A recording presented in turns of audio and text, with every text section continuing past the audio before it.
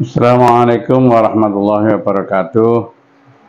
Eh, para pemirsa yang dirahmati Allah, pada kesempatan ini marilah kita membahas tentang bagaimana penetapan awal bulan Qamariyah menurut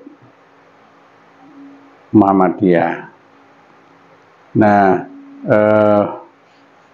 kalau kita merujuk kepada perjalanan penetapan kalender, mulai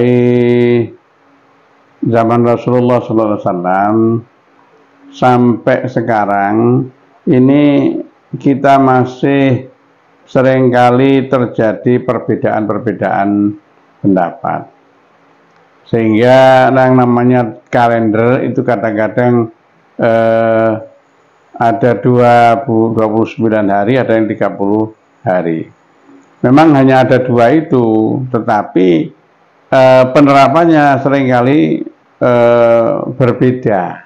Nah, disinilah kemudian berbagai macam ahli falak melakukan penghitungan-penghitungan dan melakukan pembicaraan-pembicaraan dalam berbagai hal,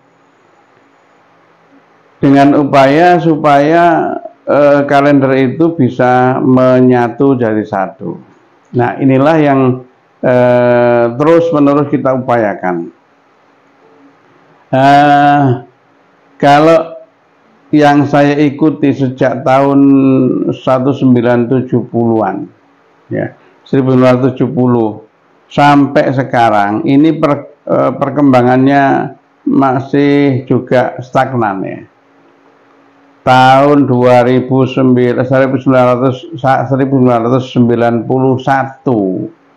itu sudah ada keputusan dari lima negara, ahli falak di 5 negara. Jadi di ASEAN, Indonesia, Malaysia, Brunei Darussalam, Singapura, dan di ASEAN itu sendiri. Nah, dari pertemuan-pertemuan itu kemudian memunculkan adanya satu keputusan mengenai imkanur ru'yah, ya, sehingga para ahli falak ini kemudian membuat satu rumusan tentang bagaimana imkanur ru'yah itu dengan kriteria-kriteria tertentu. Misalnya tinggi hilal harus minimal 3 derajat, kemudian jarak antara bulan dengan matahari harus sekian derajat, dan sebagainya. Sehingga dengan kriteria-kriteria itu, maka bukannya malah menyatukan hasil keputusan, tapi malah memperpanjang, ya.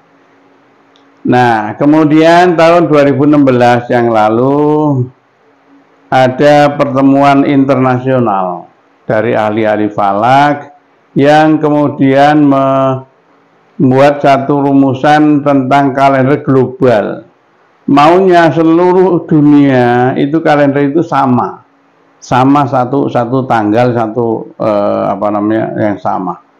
Nah, ini sudah diputuskan tahun 2016 yang lalu, tetapi aplikasi di lapangan masih banyak yang belum mau menerimanya dan belum mengerti tentang bagaimana kenyataannya itu.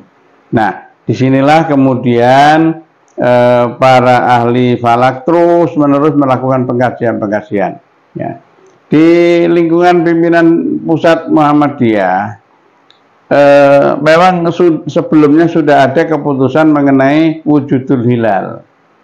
Jadi perlu kita pahami bahwa dalam penetapan awal bulan itu ada yang mendasarkan pada wujudul hilal, ada yang mendasarkan pada imkanur ru'yat, ada yang mendasarkan kepada ru'yat bil fi'li, ya.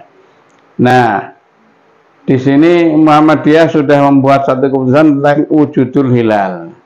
Pokoknya hilal sudah wujud, apakah bisa dipahami, apakah bisa diamati atau tidak itu tidak ada masalah. Yang penting pokoknya secara hakiki sudah wujud, begitu saja. Nah, ini keputusan seperti ini kemudian tahun 2016 menghadapi berbagai masalah baru, yaitu tentang hilal global. Hilal global ini yang kemudian diputuskan oleh satu komunitas Muhammadiyah, komunitas ahli falak seluruh dunia, ya. Nah, kemudian mereka membuat satu keputusan antara lain satu, bahwa tanggal seluruh dunia itu harus sama. Jadi mulai dari dari Amerika sampai dengan Indonesia, sampai dengan Asia Timur, sampai Amerika lagi, itu seluruhnya sama, satu tanggal. Kemudian yang kedua, bahwa tanggal itu harus merupakan satu hasil pengamatan yang jelas, ya, di satu wilayah, satu titik tertentu di seluruh dunia. Kemudian yang ketiga, kalau misalnya tanggal itu di wilayah tertentu berbeda, maka harus ditunda.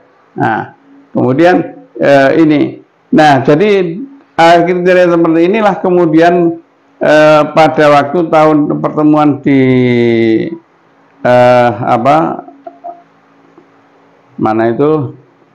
tahun 2016 itu disepakati. Tapi dalam kesepakatan itu belum diaplikasikan sampai sekarang.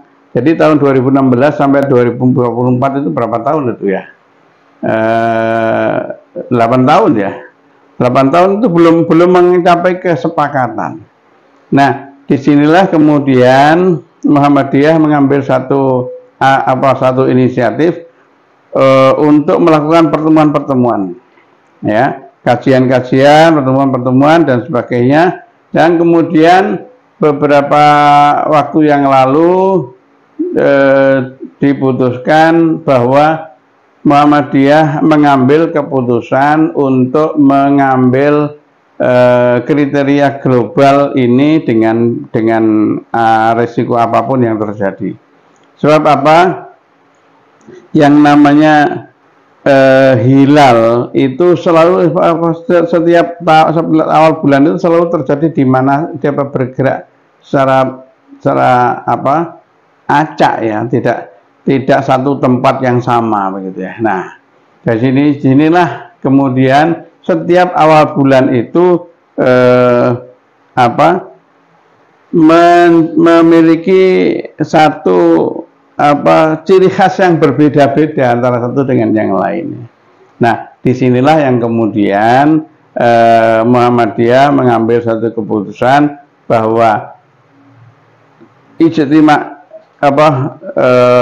penentuan tanggal kalender global itu harus kita aplikasi dalam kalender Muhammadiyah selanjutnya, ya. Sehingga dengan begitu mulai tahun depan, ya, mulai tahun 1446 ya, 1446 Hijriah, ini kita sudah tidak membuat keputusan baru, tetapi kita akan mengadopsi keputusan yang diambil oleh Maroko, ya, Maroko, sehingga Maroko itu menjadi pusat penetapan kalender. Kenapa? Karena di Maroko dengan di Papua New Guinea sampai itu jaraknya terlalu jauh, ya, sehingga kadang-kadang di Maroko sudah sangat tinggi bulannya, kemudian di Papua New Guinea masih di bawah ufuk, ya. Nah, karena itulah maka harus ada satu kesepakatan secara internasional seperti itu, ya. Nah, itulah sebabnya maka Muhammadiyah ini secara internasional sudah mengakui keputusan global, keputusan kalender global yang telah diputuskan oleh Maroko ya. Sehingga dengan begitu insya Allah semua kalender seluruh dunia itu akan sama ya, akan sama. Tapi memang tidak bisa menutup kemungkinan di lokal-lokal tertentu itu masih menganggap ini beda dan sebagainya. Tetapi kita berharap bahwa lambat laun seluruh instansi apapun juga itu menggunakan kalender yang sama yang diputuskan oleh satu